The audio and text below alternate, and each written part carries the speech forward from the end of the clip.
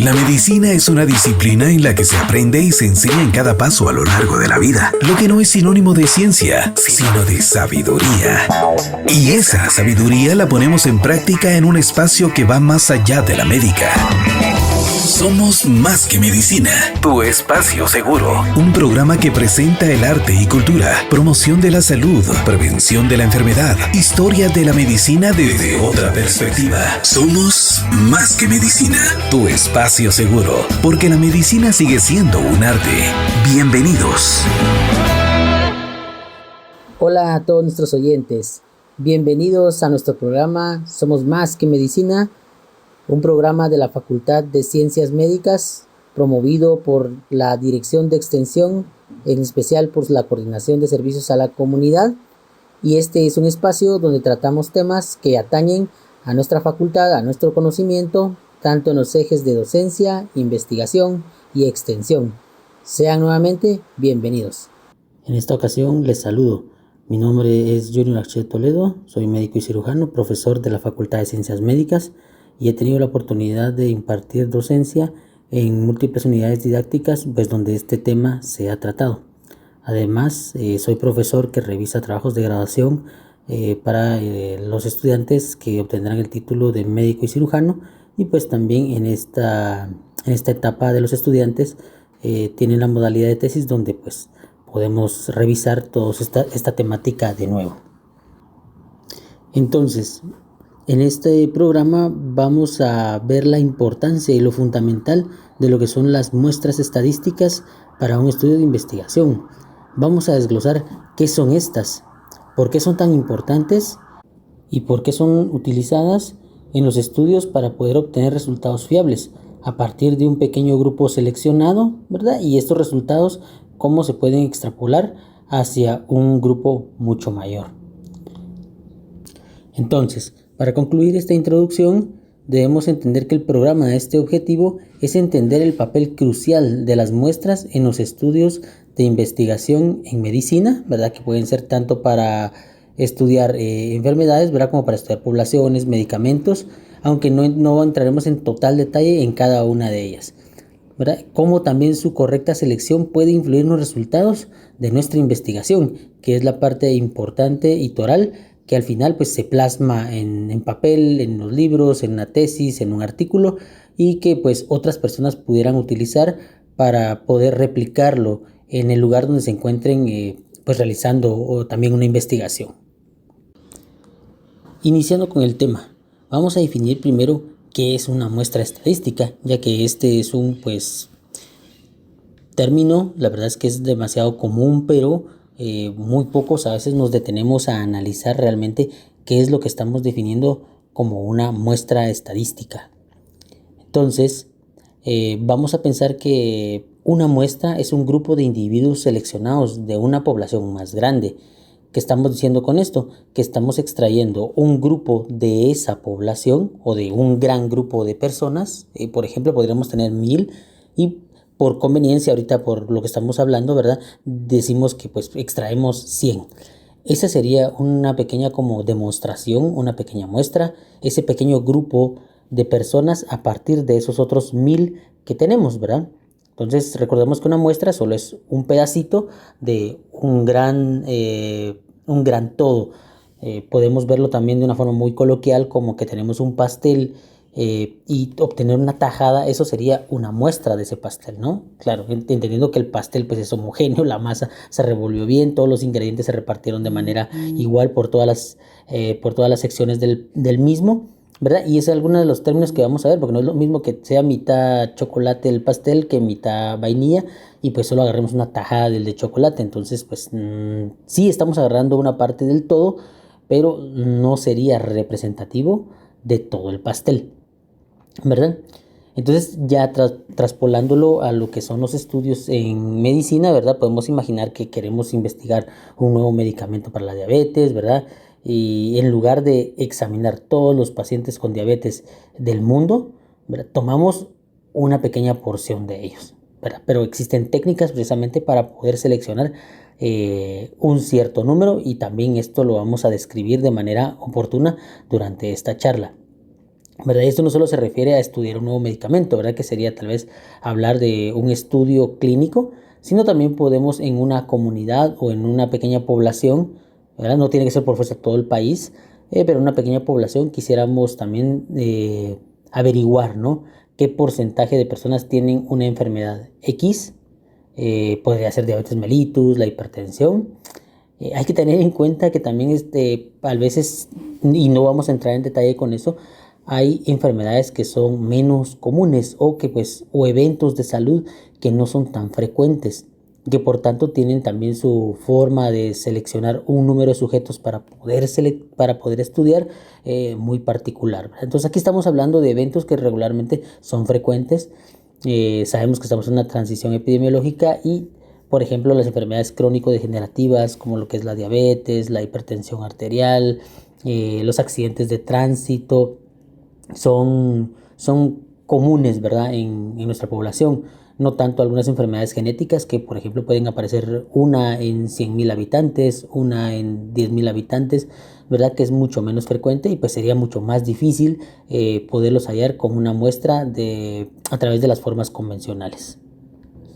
Entonces, con lo que les acabo de mencionar, podemos decir que una muestra o un pequeño grupo de personas calculados de forma estadística, pues nos permite hacer inferencias, y cuando nos referimos a esta palabra en específico, que nos permite hacer generalizaciones, ¿verdad? Hacer juicios, hacer conclusiones a partir de este pequeño grupo hacia todos los demás, ¿verdad? Esto sin la necesidad de examinar a cada persona de ese gran grupo, ¿verdad? Lo cual sabemos que tendría impactos económicos, logísticos, de las mismas personas. Aún teniendo el acceso a todos, hay quienes pues no, prácticamente se podrían negar a participar. Volviendo al ejemplo coloquial, ¿verdad? Si tenemos un pastel y pues este es homogéneo, ¿verdad? Entonces, como les digo, la masa es la misma en todos los lugares, los ingredientes se repartieron de forma igual. Con una tajada yo podría decir cómo es todo el pastel, ¿verdad? Sin necesidad de verlo. Con que me lo pasaran yo podría decir que este pastel tiene estas y estas características sin necesidad de ver todo el pastel o comérmelo todo. Pero no ocurriría lo mismo como les mencionaba, ¿verdad? Si este pastel, por ejemplo, tuviera distintos sabores muy marcados a lo largo de su preparación, probablemente sí, una tajada yo podría decir que pues, es de chocolate, pero me dijeron, no, fíjese que también tiene vainilla. Esas son cositas que tenemos que ver, que una población debe ser homogénea, ¿verdad? Para este tipo de situaciones, y vamos a tomar en cuenta algunas particularidades de algunas poblaciones que no tienen esas características, pero hay tipos de muestras especiales para ello. Muy bien, habiendo comprendido lo anterior, vamos a ver lo que son los tipos de muestra. Para este programa radial abordaremos lo que son 4 tipos de estas, ¿verdad? Los más utilizados, y empezaremos por lo que son las muestras por conveniencia. Este tipo de muestras presenta sesgos, ¿verdad? Bueno, realmente se pueden introducir sesgos y desde el inicio uno ya puede pensar en que, por su nombre, ¿no? Por conveniencia, los sujetos, las personas, los elementos que vayamos a estudiar son seleccionados de una manera pues conveniente, ¿verdad? No tiene una forma como aleatoria de utilizarse. Puede ser conforme van llegando las personas, conforme las vamos encuestando. Esto claramente tiene su utilidad, pero tiene sus limitaciones, ¿no? No podemos hacer nosotros una generalización de unos resultados que obtenemos de unas personas que pasan, por ejemplo, por un parque en un punto específico y luego querer tomar esas respuestas o lo que hayamos medido de ellas para, por ejemplo, todo el municipio o toda la área en donde queremos nosotros generalizar nuestros resultados. Entonces, esa es una de las desventajas que puede haber con las muestras por conveniencia, aunque por tiempos, por tener una opinión, tener de una forma somera qué es lo que está ocurriendo, puede ser útil, ¿verdad? Pero la limitante de querer hacer una generalización a la población, una inferencia, ya se vuelve más limitada con este tipo de muestra. Posterior a este tenemos lo que es la muestra aleatoria simple. Esta muestra es la más básica que se puede realizar para los estudios de investigación. Esta consiste en, de forma aleatoria, como su nombre lo dice, seleccionar a sujetos, objetos, bueno, lo que sea nuestro motivo de estudio, ¿verdad? Y de lo cual vamos a obtener las características que queremos pues estudiar y generalizar bajo este sistema, ¿no? Puede ser a través de la generación de números aleatorios, ¿verdad? De forma sistematizada. Esto siempre basados en que poseemos el total de los sujetos o podemos tener un número de los sujetos, ¿verdad? Sabemos cuándo están, tenemos un listado muestral, que en algunos pues, casos se llama marco muestral, y de allí pues podemos seleccionarlos sabiendo el orden que ellos tienen, ¿verdad? Generando números aleatorios en Excel, en una tómbola. Esta, como todos los sujetos de esa población tienen la misma posibilidad de ser seleccionados, nos permite que lo que vayamos a extraer, ese número de sujetos, pues sea representativo de esta, ¿verdad? Como lo decíamos con el pastel. Si el pastel es igual, si obtenemos un trozo de cualquiera de los lugares, pues vamos a obtener el mismo pastel, ¿no? O las mismas características. Entonces eso nos libra de poder tener datos sesgados hasta cierto límite, ¿verdad? Porque recordemos que no es toda la población como tal. Como tercer tipo de muestra que tenemos en este programa, pues tenemos lo que es la muestra estratificada. Esta tiene una característica muy importante, ¿verdad? A veces nos podemos percatar que una población o algún objeto o algunos objetos pues tienen características muy particulares. ¿Qué queremos decir con esto? Por ejemplo, si tuviéramos un pastel que tiene dos mitades, en este caso, o tiene, por ejemplo, un cuarto hecho con chocolate y el otro cuarto con vainilla, pues sería correcto para saber cómo es todo el pastel en sí, pues obtener una tajada, ¿no? De lo que es del de chocolate y otra tajada del que es de vainilla, de la sección que es de vainilla. De esa manera podríamos tener unas mejores conclusiones de todo el pastel, ¿no? Que tiene una parte de chocolate en cierta proporción y una parte de vainilla en cierta proporción. Entonces, también pasa en las poblaciones. A veces el poder estratificar a ese grupo poblacional por alguna característica que es muy importante nos permite hacer mejores generalizaciones. Por ejemplo, si lo separamos por hombres y mujeres, porque esa es una característica esencial que nos interesa para los resultados, pues entonces hacemos dos estratos, ¿no? Hombres y mujeres. ¿Qué queremos decir con esto? Que cada grupo va a estar representado de forma correcta en los resultados que obtendremos al final. Otra forma de verlo más técnica, pues es de que, como lo estamos viendo, los grupos son homogéneos entre sí, ¿verdad? O sea, son iguales entre sí, pero son diferentes entre ellos, ¿no? Por ejemplo, el pastel es los pedacitos, ¿no? De las secciones son iguales entre sí, ¿verdad? Porque chocolates son de chocolate, pero es diferente entre ellos, o sea, las secciones son distintas, o sea, hay una sección de chocolate y una sección de vainilla. Entonces, esto nos puede ayudar cuando hay una característica que puede escindir a todo el grupo poblacional y pues puede afectar los resultados que tengamos solo porque esa característica no se va a ver representada adecuadamente. Tenemos también los estudios que son por conglomerados. En este caso podemos ver que todos los grupos que conformemos son iguales entre sí, ¿verdad?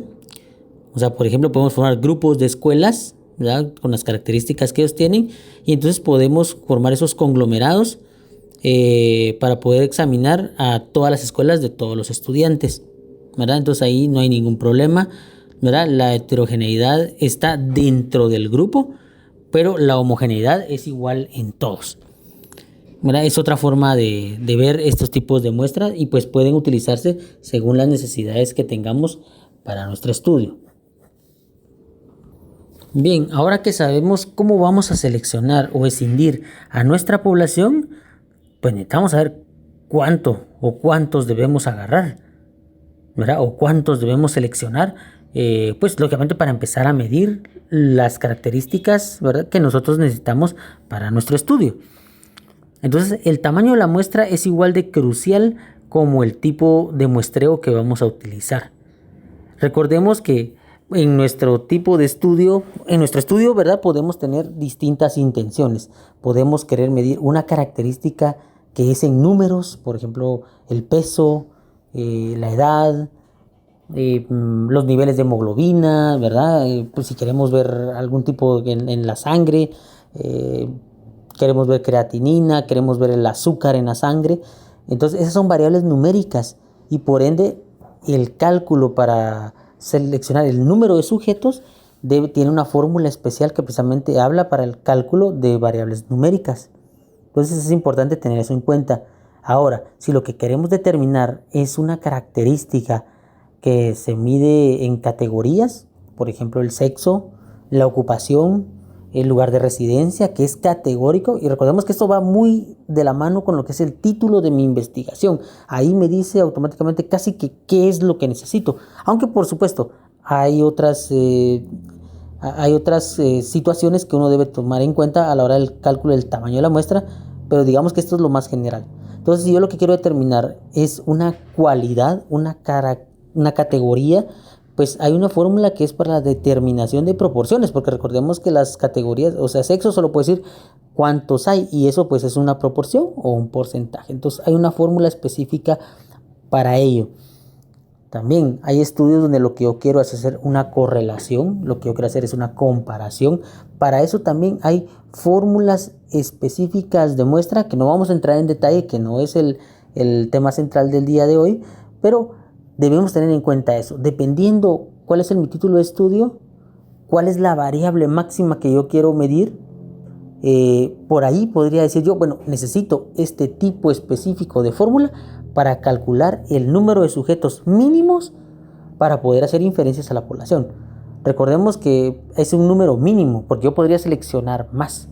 Pero entre más selecciones, recuerde que es más costoso, porque tengo que invertir en una encuesta más, en caminar a una casa más, tener a una persona más recolectando datos, pensando, ¿verdad?, que cada quien pues, puede tener un cierto número de sujetos a quienes tomarles en cuenta. O de repente si estoy viendo boletas, papeletas, etcétera, pues eso representa un día más de estar en ese lugar y toda la logística que eso corresponde. Entonces recordemos que para el tamaño de muestra en las fórmulas hay datos que son muy importantes y vamos a tomar algunos que yo considero que son importantes tener en cuenta, ¿no? La variabilidad. De forma genérica se toma en cuenta la máxima variabilidad, ¿verdad?, para las proporciones 0.5, o sea, el 50% y el 50%, pero recordemos que hay estudios donde podemos obtener qué variabilidades hay con respecto a nuestra variable de interés, ¿verdad?, y que es en poblaciones similares y que podemos aplicar acá. También podemos utilizar pruebas piloto para poder determinar en un pequeño grupito rápido, incluso puede ser por conveniencia para ver cómo está esa variabilidad. Ahora, para las variables numéricas también existen datos, ¿verdad? Puedo hacer una prueba piloto o puedo utilizar otras técnicas o fórmulas estadísticas breves, rápidas, según lo que está escrito en la literatura, para determinar la variabilidad. Pero lo mejor sería tener una prueba piloto, ¿verdad?, con una muestra piloto chiquita, o utilizar un estudio que sea muy similar al que yo tengo, con población muy similar, para poder utilizar esos datos en el mío. El otro es el error que se trata de tener con respecto a ese dato poblacional que uno quiere llegar. Entiéndase la media del peso, la proporción de hombres o mujeres. Yo tengo que definir ese error, y el error está en función de las dimensionales de la variable que yo quiero medir. Entiéndase, si es proporciones, pues mi error voy a tratar de determinarlo en proporción, ¿no? Por ejemplo, yo quiero determinar cuál es el porcentaje de mujeres, pero quiero que mi cálculo, mi estimación varíe tal vez 1%, que varíe 2%. ¿Por qué? Porque son porcentaje de mujeres. Ahora, si estoy hablando de peso en niños, por ejemplo, yo no quiero que varíe en porcentaje, porque el peso, dependiendo de la dimensional que uno esté midiendo, si son libras, si son kilogramos, pues el error, yo quiero que el peso que yo calcule varíe por ejemplo, en 2 kilogramos, que varíe en 4 kilogramos. No puedo mezclar kilogramos con porcentajes porque no son lo mismo. Ahora que ya sabemos cómo seleccionar y cuál sería el tamaño mínimo para poder tener resultados fiables y extrapolables, generalizables, inferenciables, ¿verdad? Que puedan ser utilizados para poder describir a toda mi población, debemos saber que hay sesgos, ¿no? Hay maneras en que los datos, pues digamos que son erróneos, esta manera, o tienen un error incluido, no es un error absoluto, pero hay un error, pero hay formas de minimizar estos, ¿verdad? Lógicamente, sabiendo cuáles son esos errores que se pueden tener. Entonces, a estos errores les vamos a denominar sesgos. Pues tenemos uno de los más comunes, que es el sesgo de selección. Y esto pues lo tenemos cuando algún grupo tiene una probabilidad diferente de ser seleccionado. Ya sea que pues pueda salir más representado o menos representado, ¿verdad? O su representación no sea la adecuada. Esto es crucial y ya vimos un tipo de selección o de muestreo que puede evitarnos este tipo de inconveniente o de este sesgo en nuestra inferencia o nuestra generación de datos, y era la muestra estratificada, donde pues podemos dar un peso, ¿verdad? Incluso algunos por ahí llaman también una muestra proporcional, donde podemos asignar un peso específico a ese grupo para que sea representado y sea lo más fiel a cómo se distribuye en la población, ¿verdad? Y así de esa manera no introducimos este sesgo de selección o este error de selección. El sesgo de respuesta. El sesgo de respuesta sucede si los participantes no responden honestamente.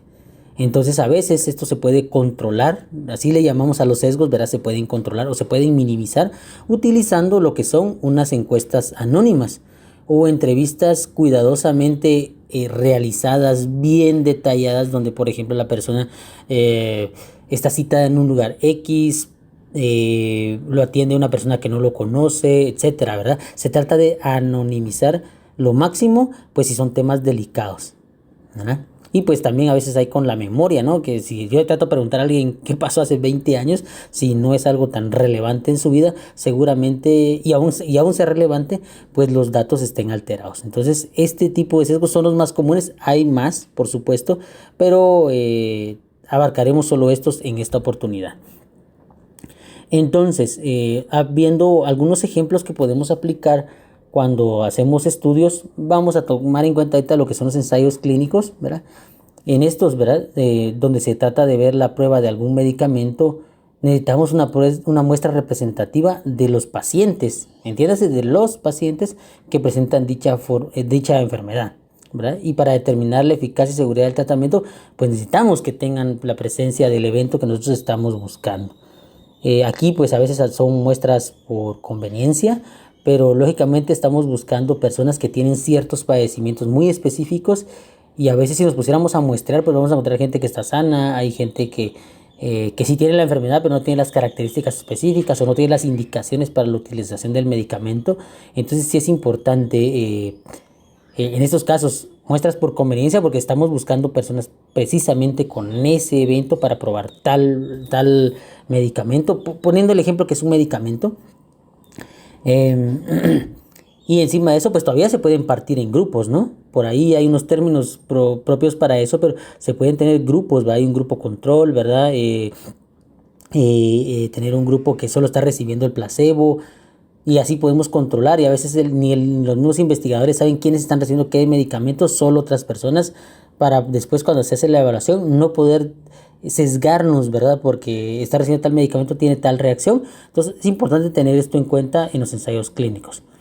Hay estudios también epidemiológicos, y estos son los más comunes, ¿verdad? Ya que los ensayos clínicos pues requieren de personas de la investigación que estén muy experimentadas en lo mismo, ¿verdad? También requiere otros tipos de permisos especiales que permite poder modificar variables, introducirle medicamentos, tratamientos, opciones a los pacientes, siempre en pro y beneficio de su salud, ¿verdad?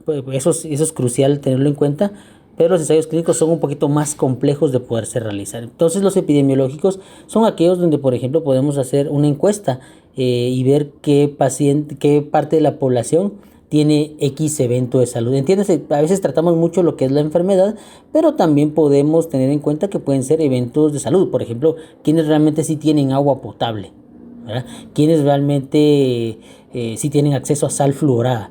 Podemos ver también un evento como salud, ¿verdad? No solo como enfermedad, incluso también como eventos preventivos. Entonces es importante en esos momentos que si tenemos todo un municipio que tiene 100,000 personas o tiene 10,000 personas, no vamos a poder llegar a las 10,000. Ideal sería, ¿no?, poder tener a las 10,000 y no vamos a tener error, lógicamente, si controlamos los sesgos en el dato que podamos obtener. Pero de lo contrario, tenemos que obtener una muestra para poder determinar cómo está toda la población, ¿verdad? Y eso incluso lo hacemos nosotros en el día a día, ¿verdad? Agarramos pequeños gastos, a veces no toda la totalidad, lo ideal sería la totalidad, pero tomamos pequeños gastos y hacemos una estimación de cuánto podemos gastar en el mes, ¿verdad? Eso es una muestra a forma empírica incluso de nuestros gastos que nosotros tenemos. Entonces, ¿verdad? Podemos concluir que las muestras son algo, yo les diría, esencial, que es necesario en muchos de los estudios porque no podemos tener acceso a las poblaciones, y con eso, si hacemos un adecuado muestreo, pero recordemos que esto solo es parte de un estudio, porque el estudio incluye todo lo demás, ¿verdad? O sea, no solo esta parte, pero esto es fundamental si yo quiero que mis resultados al final de mi investigación sean lo más óptimos, lo más generalizados, que se puedan utilizar, que otra persona pueda verse representada en ellos. Eso es importante, ¿verdad? Entonces, en otros próximos programas estaremos tocando algún otro tipo de tema muy específico con respecto a las muestras, ¿verdad? Pero yo creo que por lo pronto, de forma general, estamos muy bien con lo que hemos abarcado. Sin más que decir, para mí ha sido un gusto haber compartido con ustedes este tiempo. Espero que la información brindada haya sido de su provecho, ¿verdad? Que la puedan utilizar. Y ha sido todo por el programa de hoy en Somos Más que Medicina de la Facultad de Ciencias Médicas. Si tienen alguna pregunta, alguna inquietud, pues pueden abocarse a la Dirección de Extensión, Servicios de la Comunidad, y con mucho gusto me harán llegar algunas inquietudes para próximos programas que fueran de su interés. La medicina es una disciplina en la que se aprende y se enseña en cada paso a lo largo de la vida, lo que no es sinónimo de ciencia, sino de sabiduría. Y esa sabiduría la pusimos en práctica en un espacio que va más allá de la médica. Somos Más que Medicina, tu espacio seguro. Un programa que presenta el arte y cultura, promoción de la salud, prevención de la enfermedad, historia de la medicina desde otra perspectiva. Somos Más que Medicina, tu espacio seguro, porque la medicina sigue siendo un arte. Hasta la próxima.